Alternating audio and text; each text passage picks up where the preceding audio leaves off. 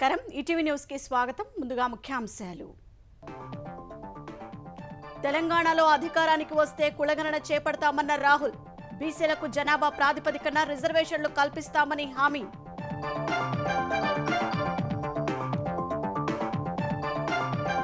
ములుగు సభలో రాహుల్ వ్యాఖ్యలను తిప్పికొట్టిన భారాస కాంగ్రెస్ పార్టీయే దేశానికి చోటీమని మండిపడిన మంత్రులు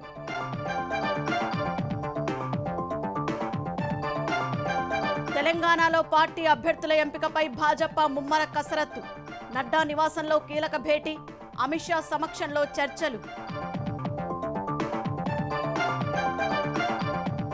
స్కిల్ కేసులో చంద్రబాబు బెయిల్పై విచారణ వెకేషన్ బెంచ్ కు బదిలీ ఆరోగ్య పరిస్థితిపై నివేదిక ఇవ్వాలని హైకోర్టు ఆదేశాలు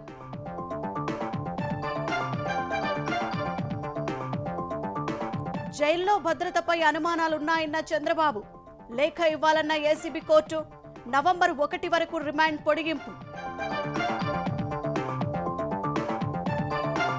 పాలస్తీనా అధ్యక్షుడితో ప్రధాని మోదీ చర్చలు ఆసుపత్రిపై బాంబు దాడిలో మృతులకు సంతాపం మానవతా సాయం అందిస్తామని హామీ తిరుమలలో వైభవంగా శ్రీవారి నవరాత్రి బ్రహ్మోత్సవాలు గరుడ వాహనంపై మాడవీధుల్లో విహరించిన మలయప్ప స్వామి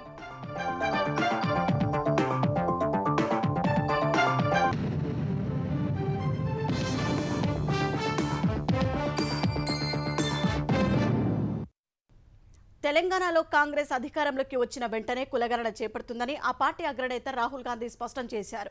ఓబీసీల జనాభా ఆధారంగా బీసీలకు రిజర్వేషన్ కల్పిస్తామని ఉమ్మడి కరీంనగర్ జిల్లా పర్యటనలో హామీ ఇచ్చారు. తెలంగాణలో రాజుకు ప్రజలకు మధ్య పోరాటం జరుగుతుందన్న రాహుల్ కాంగ్రెస్ అధికారంలోకి రాబోతోందని ధీమా వ్యక్తం చేశారు.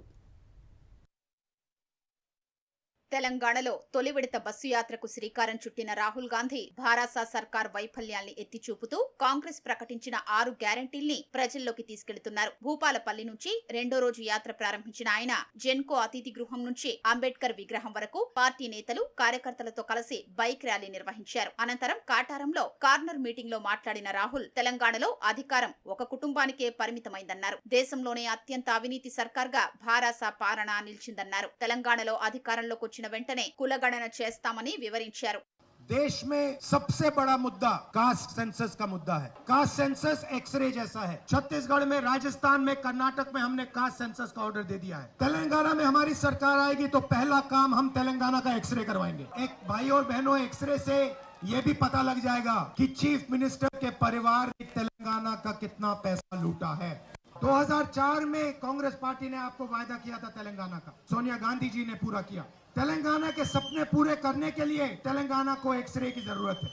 కాటారం నుంచి మంథని చేరుకున్న రాహుల్ గాంధీ కార్నర్ మీటింగ్ లో పాల్గొన్నారు. అదాని తీసుకున్న అప్పుల్ని భాజపా ప్రభుత్వం మాఫీ చేస్తోందని, రైతు రుణాల్ని మాత్రం మాఫీ చేయదని విమర్శించారు. సీఎం కేసీఆర్ కూడా తెలంగాణ ప్రజలకు అనేక హామీలిచ్చి అమలు చేయలేదని ధ్వజమెత్తారు. పెద్దపల్లిలో సింగరేణి కార్మికులతో సమావేశమైన రాహుల్ వారి సమస్యలు తెలుసుకున్నారు. సింగరేణిలో రాజకీయ ప్రమేయం పెరిగిందన్న కార్మికులు దోపిడీ కూడా పెరిగిందని ఆవేదన వ్యక్తం చేశారు. తరువాత పెద్దపల్లిలో బహిరంగ సభకు హాజరైన రాహుల్ భాజపా భారాస ప్రభుత్వాలపై విమర్శలు आपके चीफ मिनिस्टर पे ना सीबीआई की इंक्वायरी, ना ईडी की इंक्वायरी, ना इनकम टैक्स डिपार्टमेंट की इंक्वायरी. यहां पे आपसे लाखों करोड़ रुपए लिया गया है. कालेश्वरम इरिगेशन प्रोजेक्ट में आपके जेब में से पैसा निकाला गया. कोई सीबीआई इंक्वायरी नहीं, कोई ईडी इंक्वायरी नहीं, और लोकसभा में बीआरएस बीजेपी की पूरी मदद करते हैं, चाहे वो जीएसटी हो या किसान बिल हो. पहली बात, बीआरएस, बीजेपी और एमआईएम एक दूसरे की मदद करते हैं. बीजेपी को वोट देना, एमआईएम को वोट देना, इसका मतलब है कि बीआरएस को मदद करना. यहां पे बीआरएस को हराना है, दिल्ली में बीजेपी को हराना है. మూడో రోజు బస్సు యాత్ర కరీంనగర్ నుంచి ప్రారంభం కానుంది. నిజామాబాద్ లో తొలి విడత బస్సు యాత్ర ముగించాల్సి ఉండగా షెడ్యూల్లో మార్పులతో ఆర్మూర్లోనే 3 రోజుల యాత్రను ముగించనున్నారు. తెలంగాణలో రాహుల్ గాంధీ బస్సు యాత్రపై మంత్రులు భారాస నేతలు విమర్శనాస్త్రాలు ఎక్కుపెట్టారు. ములుగు సభలో భారాస ప్రభుత్వం సీఎం కేసీఆర్ పై చేసిన ఆరోపణలను తిప్పికొట్టారు.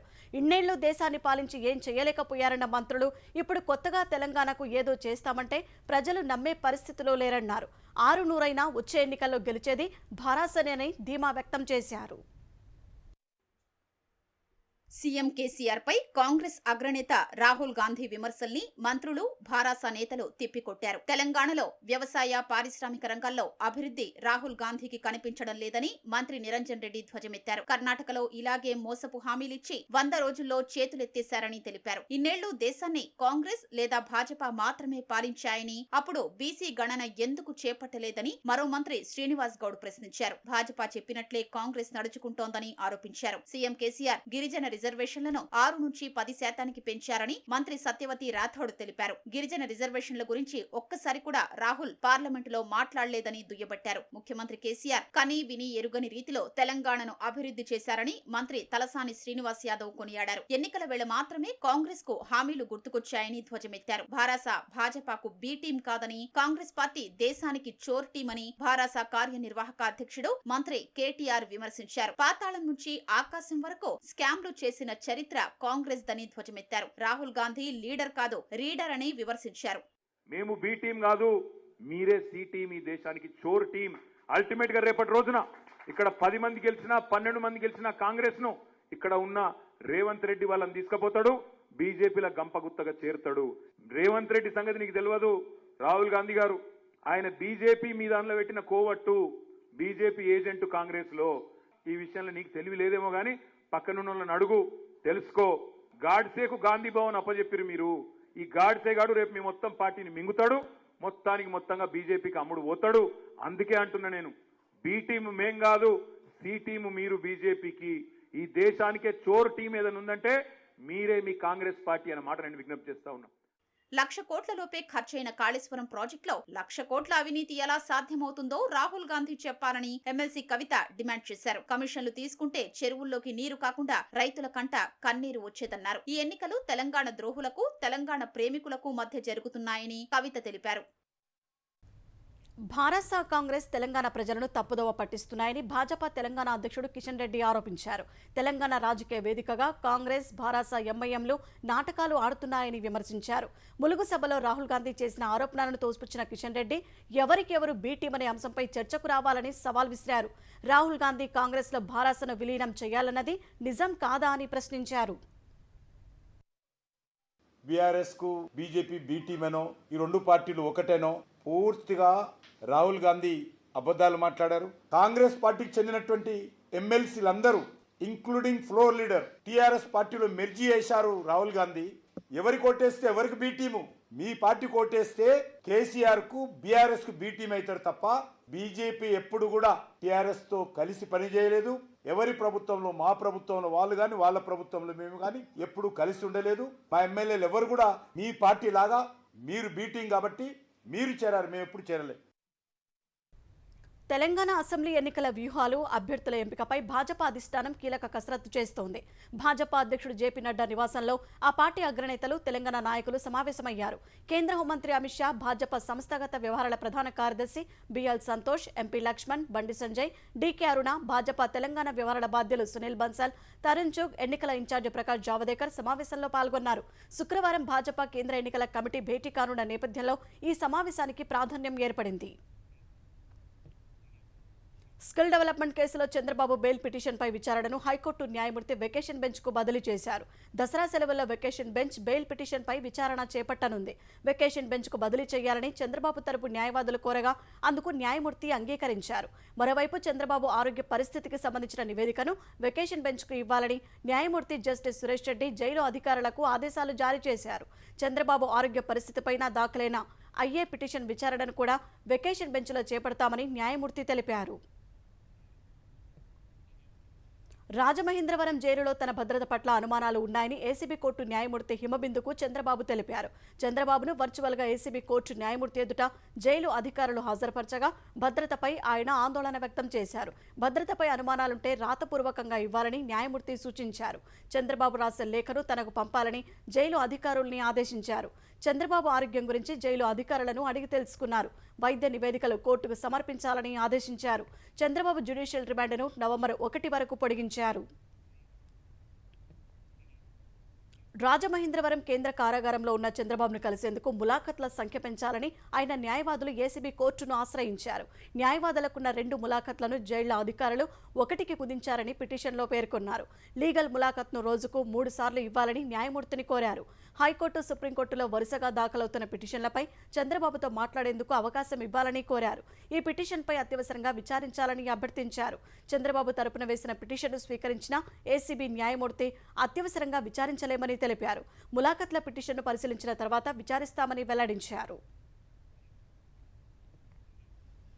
చంద్రబాబు అరెస్టుకు వ్యతిరేకంగా తెలుగు రాష్ట్రాల్లో ఆందోళనలు కొనసాగుతున్నాయి. విశాఖలో బాలకృష్ణ చిత్రం భగవంత్ కేసరి ప్రదర్శిస్తున్న థియేటర్ల వద్ద తెలుగు మహిళలు ప్లకార్డులను ప్రదర్శించారు. అనకాపల్లి జిల్లా అశ్వాపురం మండలం పూడిమడక వద్ద సముద్రంలోకి దిగి నిరసన చేశారు. తూర్పుగోదావరి జిల్లా నిడదవోలు మండలం మునిపల్లిలో మాజీ ఎమ్మెల్యే బూరుగుపల్లి శేషారావు ఆధ్వర్యంలో బాబుతో నేను కార్యక్రమం నిర్వహించారు. గుంటూరు జిల్లా తాడికొండలో రాజధాని రైతులు మోకాళ్లపై కూర్చొని నిరసన చేశారు. చిత్తూరులో తెలుగుదేశం నేత గురజాల జగన్మోహన్ నాయుడు చండీయాగం నిర్వహించారు. ఆదోనిలో మాజీ ఎమ్మెల్యే మీనాక్షి నాయుడు ఆధ్వర్యంలో 30 కిలోమీటర్ల మేర పాదయాత్ర జరిగింది. హైదరాబాద్లోని ఉస్మానియా విశ్వవిద్యాలయం ఆర్ట్స్ కళాశాలలో చంద్రబాబుకు మద్దతుగా న్యాయాన్ని నిర్బంధించలేరని అనే కార్యక్రమం నిర్వహించి ఉరితాళ్లతో నిరసన వ్యక్తం చేశారు. బతుకునిచ్చే బతుకమ్మ, బాబుగారిని దీవించమ్మ నినాదంతో ట్యాంక్ బండ్పై తెలుగు మహిళలు ర్యాలీ నిర్వహించారు.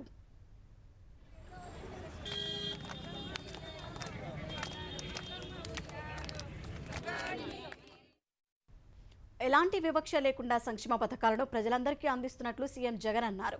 కర్నూలు జిల్లా ఎమ్మిగనూరులో నిర్వహించిన కార్యక్రమంలో బటన్ నొక్కి జగనన్న చేదోడు పథకం నిధులను ఆయన విడుదల చేశారు.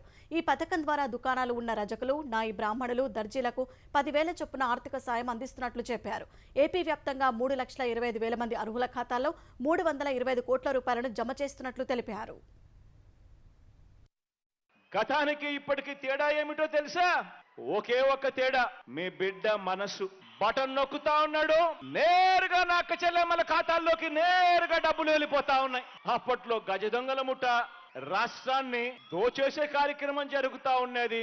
ఇప్పుడు మీ బిడ్డ పరిపాలనలో ఎక్కడ ఎవరు లంచాలు అడగడం లేదు, ఎక్కడ ఎవరు వివక్ష చూపడం లేదు అన్న తేడాను గమనించమని చెప్పి నేను మిమ్మల్ని అందరినీ కూడా కోరుతా ఉన్నా. అధికారం చివరి దశలో ఉన్న సీఎం జగన్ కొత్త విధానంలో ఇసుక దోపిడీకి సిద్ధమయ్యారని తెలుగుదేశం సీనియర్ నేత మాజీ మంత్రి నక్కా ఆనందబాబు ఆరోపించారు. జేపీ సంస్థ మాదిరిగా ఇప్పుడు ఢిల్లీ కంపెనీని తెరముందు పెట్టి తమ్ముడు అనిల్ రెడ్డితో చక్రం తిప్పేలా కొత్త ఇసుక పాలసీ తెస్తున్నారని ఆక్షేపించారు. గతంలో ఉన్న జేపీ సంస్థ, వైకాపా నేతలు తాడేపల్లి ప్యాలెస్ లాంటి 3 అంచెల వ్యవస్థను కాదని ఇప్పుడు సింగిల్ విండో పాలసీని తీసుకొచ్చారని ఆనందబాబు దుయ్యబట్టారు. ఏపీలో ఇసుక తవ్వకాలపై స్టే ఇచ్చిన ఎన్జీటీ ఆదేశాలను సుప్రీంకోర్టు సమర్థించినా సీఎం జగన్ మాత్రం గుట్టుగా ఇసుక తవ్వకాల టెండర్లను పిలిచేశారని విమర్శించారు. జేపీ సంస్థతో కాంట్రాక్టు ముగిసినా ఇప్పటికీ ఇసుక దోపిడీ సాగిస్తూనే ఉన్నారని ఆనందబాబు ఆరోపించారు. ఈ దోపిడీ 3 అంచెల వ్యవస్థ కాదు, సింగిల్ విండో, సింగిల్ సిస్టమ్ లో మొత్తం తాడేపల్లికి వెళ్లే డబ్బు మొత్తం తాడేపల్లి చేయడానికి ప్రణాళిక రూపకల్పన చేశారని చెప్పి స్పష్టంగా ఇప్పుడు అవుతా ఉంది. ఇప్పుడు ఒక ఢిల్లీ కంపెనీని మాట్లాడుకొని ఆ కంపెనీకి చెందేటట్టుగా ఈ టెండర్ ఏర్పాటు చేసుకొని వాళ్ళని పక్కన పెట్టి మొత్తం కూడా అనిల్ రెడ్డి చేసే విధానం. అనిల్ రెడ్డి ద్వారా జిల్లాల వారీగా ఏ విధంగా ఈ ఇసుక ఆదాయం దోచుకోవాలి, ఏ విధంగా తాడేపల్లి భారత్ పంపించేసేదానికి వీళ్ళు ప్రత్యేకమైనటువంటి ప్రణాళిక రూపకల్పన చేశారనేది స్పష్టంగా అర్థమవుతా ఉంది. వైకాపా ప్రభుత్వ దాష్టికాలను ప్రజలకు తెలియజేసేలా తెలుగుదేశంతో కలిసి ఉమ్మడి కార్యాచరణతో ముందుకు వెళతామని జనసేన పీఎస్సీ చైర్మన్ నాదెండ్ల మనోహర్ తెలిపారు. ఉమ్మడి తూర్పుగోదావరి జిల్లా అసెంబ్లీ నియోజకవర్గాల జనసేన ఇన్ఛార్జీలతో కాకినాడలో ఆయన సమీక్ష నిర్వహించారు. జనసేన, తెలుగుదేశం మధ్య సమన్వయ లోపం లేకుండా నియోజకవర్గం, జిల్లా స్థాయిలో కలిసి పనిచేస్తామని మనోహర్ వివరించారు. జనసేన పార్టీ, తెలుగుదేశం పార్టీ కలిసికట్టుగా రాష్ట్రంలో ఒక అద్భుతమైన పరిపాలన తీసుకొచ్చే విధంగా, అభివృద్ధి అన్ని ప్రాంతాల్లోకి తీసుకొచ్చే విధంగా, ప్రతి కుటుంబానికి సంక్షేమం తీసుకొచ్చే విధంగా, మన యువత వాళ్ళకి ఉపాధి కల్పించే విధంగా, పెట్టుబడులు తీసుకొచ్చే విధంగా, వ్యవసాయ రంగాన్ని కాపాడే విధంగా మేము ఒక అద్భుతమైన ప్రణాళిక సిద్ధం చేసుకోబోతున్నాం. దాన్ని దసరా పండుగ తర్వాత ఇరు పార్టీలు కూడా ప్రజల దగ్గరికి వెళ్ళి ఈ ప్రభుత్వ దాష్టికాల గురించి, ఈ ప్రభుత్వం ఏ విధంగా నష్టం కలిగించిందో మన రాష్ట్రానికి వివరించుకుంటూ ఖచ్చితంగా ఒక కార్యక్రమం చేయబోతున్నాం. వెలిగొండ ప్రాజెక్టుపై ఎలాంటి అనుమతులు లేకుండా ఎత్తిపోతలు ఇతర కాంపోనెంట్ పనులు చేపట్టకుండా ఆంధ్రప్రదేశ్ ప్రభుత్వాన్ని నిలువరించాలని కృష్ణానది యాజమాన్య బోర్డును తెలంగాణ ప్రభుత్వం కోరింది. అపెక్స్ కౌన్సిల్ బోర్డు అనుమతులు లేకుండా ఏపీ ప్రభుత్వం కొత్త పనులకు అనుమతులు ఇచ్చిందని కృష్ణా బోర్డుకు తెలంగాణ ఫిర్యాదు చేసింది. ఈ మేరకు తెలంగాణ నీటిపారుదల శాఖ ఈఎన్సీ మురళీధర్ కేఆర్ఎంబీ చైర్మన్ కు లేఖ రాశారు. అనుమతులు లేకుండా బేసిన్ వెలుపలకు కృష్ణా జలాలను తరలించడం తగదన్న ఈఎన్సీ కేంద్ర జలశక్తి శాఖ ఆదేశాలను పట్టించుకోకుండా ఏపీ ప్రభుత్వం పనులు చేపడుతుందని ఆక్షేపించారు. వెలిగొండ లాంటి ప్రాజెక్టుల పనులతో తెలంగాణ ప్రాజెక్టులకు తీవ్ర అన్యాయం జరుగుతుందని, ఫ్లోరైడ్ ప్రభావిత నల్గొండ, కరువు పీడిత ప్రాంతమైన పాలమూరుకు అన్యాయం జరుగుతుందని లేఖలో పేర్కొన్నారు. అనుమతి లేని వెలిగొండ ప్రాజెక్టు కొత్త కాంపోనెంట్ పనులను ఏపీ చేపట్టకుండా నిలువరించాలని కృష్ణా బోర్డును కోరారు. భారస పాలనలో అప్పులు మినహా చేసిన అభివృద్ధి ఏమీ లేదని కాంగ్రెస్ సీనియర్ నేత జానారెడ్డి విమర్శించారు. నల్గొండ జిల్లా హాలియాలో భారాసాకు రాజీనామా చేసి కాంగ్రెస్లో చేరిన పలువురు సర్పంచులు, ఎంపీటీసీలకు పార్టీ కండువా కప్పి ఆహ్వానించారు. వివిధ కారణాలతో దూరమైన మిత్రులు మళ్లీ కాంగ్రెస్లోకి రావడం శుభపరిణామమన్నారు. కాంగ్రెస్ పార్టీ ఏం చేసిందని ప్రశ్నించే భారాస నాయకులు గత 9 ఏళ్ల పాలనలో ఏం చేశారో చెప్పాలని ప్రశ్నించారు. భారాస ఎమ్మెల్యేలు ఏజెంట్లుగా మాత్రమే ఉన్నారన్న జానారెడ్డి పదవులు పోయినా పర్వాలేదని తెలంగాణ ఇచ్చిన ఘనత కాంగ్రెస్ పార్టీదని పేర్కొన్నారు. రానున్న ఎన్నికల్లో భారాసకు ప్రజలే తగిన గుణపాఠం చెబుతారని హెచ్చరించారు. 9 సంవత్సరాల నుండి మీకు అన్ని విధాలుగా మేలు జరుగుతుందని భ్రమించినారు. అనేక రకాల హామీలు ఇచ్చి నెరవేర్చలేదని చెప్పినా కూడా అర్థం చేసుకోలేదు, అవగాహన లేదు. ఈ 9 సంవత్సరంలో చాలా అవగాహన వచ్చింది. కాంగ్రెస్ పార్టీకి 65-70 ఏళ్ళు మీరందరూ నమ్మి ఉన్నారు, అందుకని ఆయాసం ఉన్నా. ఆ తర్వాత అన్ని విధాలుగా మా పదవులు ప్రభుత్వం లేకున్నా మళ్ళీ కొట్లాడి సంపన్నమైనటువంటి పరిపాలన కాంగ్రెస్ పార్టీ ఆధ్వర్యాన మీకు అందించాలని మా అందరి ఆశ. సిపిఎస్ స్థానంలో వైకాపా ప్రభుత్వం ప్రతిపాదించిన జీపీఎస్ను వెనక్కి తీసుకోవాలని ఆంధ్రప్రదేశ్ వ్యాప్తంగా యూటీఎఫ్ ఆధ్వర్యంలో ఉపాధ్యాయులు, ఉద్యోగ సంఘాల నేతలు నిరవధిక దీక్షలకు దిగారు. శ్రీకాకుళంలో కలెక్టరేట్ సమీపంలోని జ్యోతిబాపులే పార్కు వద్ద ఉపాధ్యాయులు దీక్షలో పాల్గొన్నారు. విజయనగరం కలెక్టరేట్ వద్ద యూటీఎఫ్ నేతలు దీక్ష చేశారు. విశాఖలో జీవీఎంసీ గాంధీ విగ్రహం వద్ద ఉపాధ్యాయులు ఆందోళన చేపట్టారు. కాకినాడలో నిరవధిక దీక్షలు చేపట్టిన ఉపాధ్యాయులు సీఎం జగన్ ఇచ్చిన హామీని నిలబెట్టుకోవాలని డిమాండ్ చేశారు. గుంటూరు కలెక్టరేట్ ఎదుట యూటీఎఫ్ ఆధ్వర్యంలో నిరవధిక దీక్ష చేశారు. పింఛన్ ఉద్యోగుల హక్కు అని, భిక్ష కాదంటూ నెల్లూరు శిబిరంలో ఉపాధ్యాయులు నినాదాలు చేశారు. జీపీఎస్ విధానం వల్ల సిపిఎస్ కన్నా ఎక్కువ నష్టమని కర్నూలులో ఉద్యోగ సంఘాల నేతలు ఆరోపించారు. కడప యూటీఎఫ్ కార్యాలయంలో ప్రభుత్వానికి వ్యతిరేకంగా నినాదాలు చేశారు. ఓ కుటుంబంలో ఒకే రోజు వేర్వేరు ప్రమాదాల్లో అన్నదమ్ములు మృతి చెందిన విషాదకర ఘటన వైఎస్ఆర్ జిల్లా మైదుకూరు మండలం గంజికుండలో చోటు చేసుకుంది.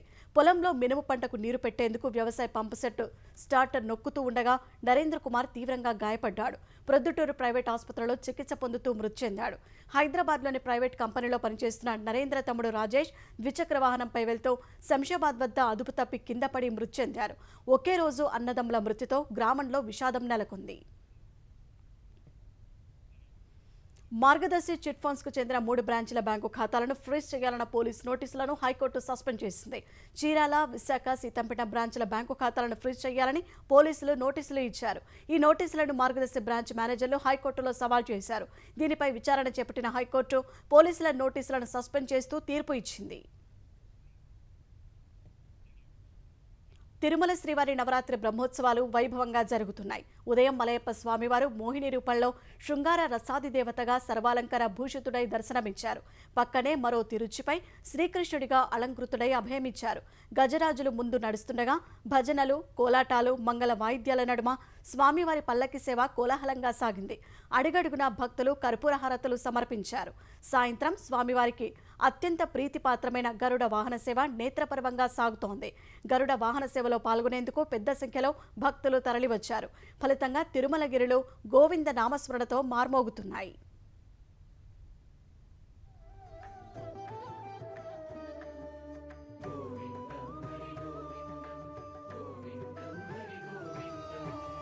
అన్నిటికీ కారణము హరియే ప్రపన్నులకు,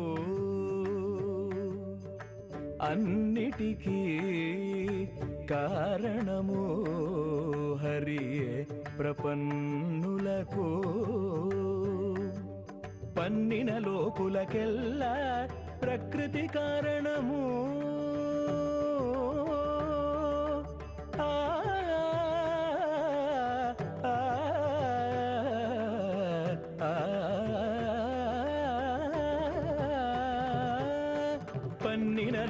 లోకులకెల్లా ప్రకృతి కారణము పన్నిన లోకులకెల్లా ప్రకృతి కారణము పన్నిన లోకులకెల్లా ప్రకృతి కారణము ప్రకృతి కారణము అన్నిటికీ కారణము హరియే ప్రపన్నులకు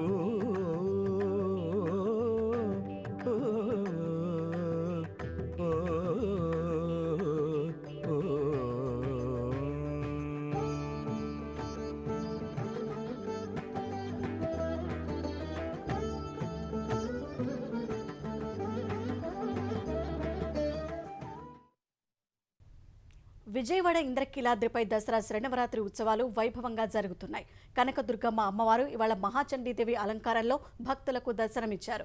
అమ్మవారిని దర్శించుకునేందుకు తెల్లవారుజాము నుంచే భక్తులు వేలాదిగా తరలివస్తున్నారు. కేంద్ర మంత్రి నారాయణ స్వామి దుర్గమ్మను దర్శించుకున్నారు. ఈ ఏడాది నుంచే కొత్తగా ఇంద్రకీలాద్రిపై మహాచండీదేవి రూపంలో అమ్మవారిని అలంకరించినట్లు ఆలయ అర్చకులు తెలిపారు. శుక్రవారం మూలా నక్షత్రం కావడం వల్ల సుమారు 2.5 లక్షల మంది వరకు భక్తులు తరలివస్తారనే అంచనాతో దేవస్థానం అధికారులు అన్ని దర్శనాలను ఉచిత దర్శనాలుగా మార్పు చేశారు. తెల్లవారుజామున 2 గంటల నుంచి రాత్రి వరకు అన్ని క్యూ లైన్లలో ఉచితంగానే భక్తులను అనుమతించనున్నారు.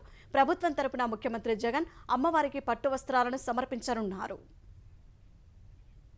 పాలస్తీనా ప్రజలకు భారత్ మానవతా సాయాన్ని పంపిస్తూనే ఉంటుందని ప్రధాని నరేంద్ర మోదీ స్పష్టం చేశారు. పాలస్తీనా అథారిటీ అధ్యక్షుడు మహమ్మద్ అబ్బాస్తో ఫోన్లో మాట్లాడిన ప్రధాని మానవతా సాయం అందించడంలో భారత్ ఎప్పుడూ తోడుంటుందని హామీ ఇచ్చారు. గాజాలోని ఆసుపత్రిపై జరిగిన దాడిలో పెను ప్రాణనష్టం సంభవించడం తీవ్ర దిగ్భ్రాంతికి గురిచేసిందన్నారు. బాధిత కుటుంబాలకు ప్రగాఢ సానుభూతిని తెలియజేసిన మోదీ బాధ్యులపై కఠిన చర్యలు తీసుకోవాలన్నారు. ఇదే సమయంలో ఇజ్రాయెల్ పాలస్తీనా సమస్యపై భారత్ అనుసరిస్తున్న దీర్ఘకాల వైఖరిని పునరుద్ఘాటించినట్లు మోదీ సామాజిక మాధ్యమం ఎక్స్ ద్వారా తెలిపారు. హమాస్ దాడిలో ఇజ్రాయెల్ ఘోరంగా దెబ్బతిన్నప్పటికీ గాజాలోని ప్రజల కష్టాలు తీర్చేందుకు మార్గాలు అన్వేషించాలని అమెరికా అధ్యక్షుడు జో బైడెన్ సూచించారు. ఇజ్రాయెల్కు సంఘీభావం తెలిపేందుకు బుధవారం టెల్ అవీవ్లో పర్యటించిన బైడెన్ ఆ దేశ ప్రధాని బెంజమిన్ నెతన్యాహుతో సమావేశమై తాజా పరిణామాలపై చర్చించారు. ఇజ్రాయెల్ పర్యటన ముగించుకొని అమెరికాకు తిరుగు వెళ్తూ ఎయిర్ ఫోర్స్ 1 విమానంలో మీడియా ప్రతినిధులతో మాట్లాడిన బైడెన్ హమాస్ దాడిలో ఇజ్రాయెల్ తీవ్రంగా నష్టపోయిన మాట వాస్తవమన్నారు. అయితే గాజా నుంచి ఎటు వెళ్లలేని అమాయక పౌరుల బాధను తీర్చే అవకాశం ఇజ్రాయెల్కు ఉంటే ఆ దిశగా చర్యలు చేపట్టాలని సూచించారు. అలా చేయకపోతే ప్రపంచవ్యాప్తంగా విశ్వసనీయత కోల్పోవాల్సి ఉంటుందని బైడెన్ హెచ్చరించారు. మరోవైపు బ్రిటన్ ప్రధాని రిషి సునాక్ ప్రస్తుతం ఇజ్రాయెల్లో పర్యటిస్తున్నారు. హమాస్ దాడుల నేపథ్యంలో ఇజ్రాయెల్కు సంఘీభావం తెలిపేందుకు ఆయన వెళ్లారు. అంతర్జాతీయ మార్కెట్ల నుంచి ప్రతికూల సంకేతాలు సహా విదేశీ సంస్థాగత మదుపరుల నుంచి అమ్మకాల ఒత్తిడితో దేశీయ స్టాక్ మార్కెట్లు వరుసగా రెండో సెషన్లో నష్టాలతో ముగిశాయి. గత సెషన్లో 551 పాయింట్లు తగ్గిన సెన్సెక్స్ ఇవాళ మరో 248 పాయింట్ల పతనమైంది. ఉదయం క్రితం ముగింపు కంటే 402 పాయింట్ల దిగువన 65,485 పాయింట్ల వద్ద బీఎస్ఈ సూచీ ప్రారంభమైంది. అమ్మకాల ఒత్తిడితో ఒక దశలో 65,343 పాయింట్ల కనిష్ట స్థాయికి పడిపోయింది. మధ్యాహ్నం తర్వాత కొనుగోళ్ల మద్దతుతో కాస్త కోలుకున్న సెన్సెక్స్ ఈ క్రమంలో 65,870 పాయింట్ల గరిష్ట స్థాయి నమోదు చేసింది. చివరకు 65,629 పాయింట్ల వద్ద స్థిరపడింది. జాతీయ స్టాక్ ఎక్స్చేంజ్ సూచీ నిఫ్టీ 46 పాయింట్లు తగ్గి 19,625 వద్ద ముగిసింది. ప్రముఖ నటుడు జూనియర్ ఎన్టీఆర్కు మరో అరుదైన గౌరవం దక్కింది. RRR సినిమాతో ప్రపంచవ్యాప్తంగా గుర్తింపు తెచ్చుకున్న ఎన్టీఆర్ ఇప్పుడు ఆస్కార్ యాక్టర్స్ బ్రాంచ్లో సభ్యత్వం పొందారు. అంకిత భావం కలిగిన నటీనటుల్లో తారక్ ఒకరని, వెండితెరపై హావభావాలతో ఎందరో అభిమానులను సొంతం చేసుకున్నారని అకాడమీ వెల్లడించింది. అద్భుత నటనతో పాత్రలకు ప్రాణం పోసిన గొప్ప నటీనటుల్ని తమ యాక్టర్స్ బ్రాంచ్లోకి ఆహ్వానిస్తున్నట్లు పేర్కొంది. తారక్తో పాటు మరో 4 హాలీవుడ్ నటులకు అకాడమీ కొత్త సభ్యులుగా చేర్చుకున్నట్లు తెలిపింది.